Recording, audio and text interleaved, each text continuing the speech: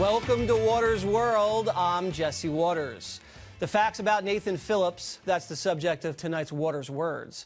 By now, everybody's heard the story of the Covington boys. And by the way, in a minute, we're going to have an exclusive sit-down with one of the members of the community that started the whole thing, the Black Hebrew Israelites. But the media has turned a blind eye to the Native American activist. His hatred, his lies, and his background are going to be examined right now. Phillips first told the Washington Post and other outlets that he was surrounded and harassed by the Covington boys. He told the Detroit Free Press the boys were, quote, attacking these four black individuals. He continued, quote, these young men were beastly, and these old black individuals was their prey.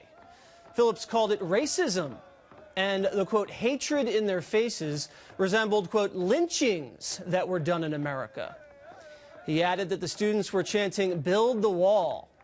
And once the complete video was released, everything Phillips said turned out to be a lie.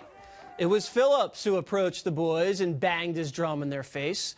Nobody was about to attack the black activists, and nobody was chanting, build the wall. Phillips was never trying to defuse the situation, as he claimed.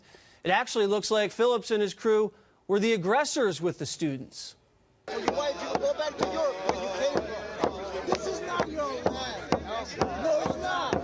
You've been here 2-3 generations.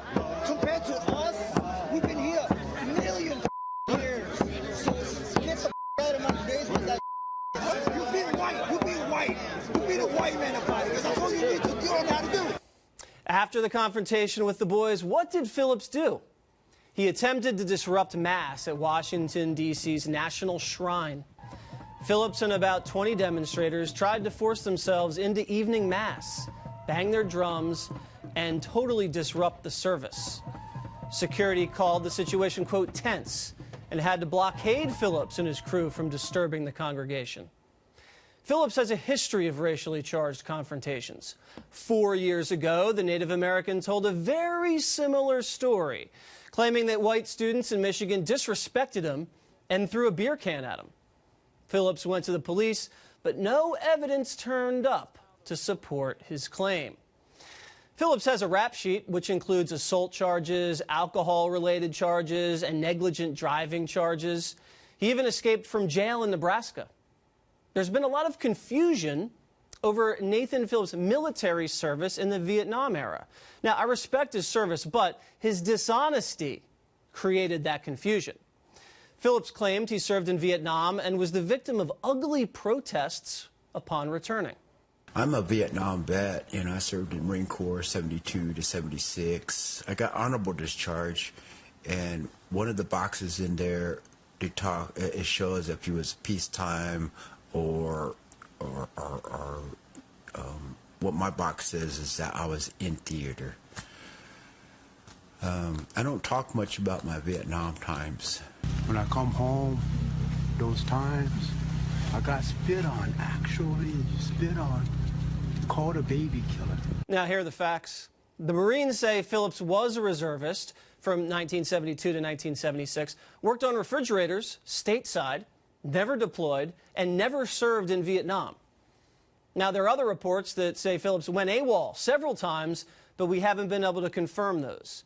NBC News asked him to clarify his service record. What I've always said is I've never stepped foot in South Vietnam.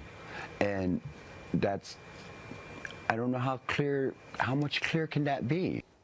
He could have been a lot clearer there, Nathan. There's a phrase for that, too. It's called stolen valor.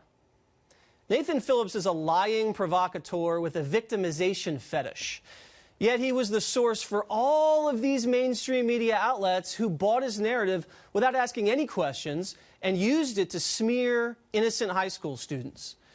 And imagine all the other shady sources the media has used to attack innocent conservatives with fake news.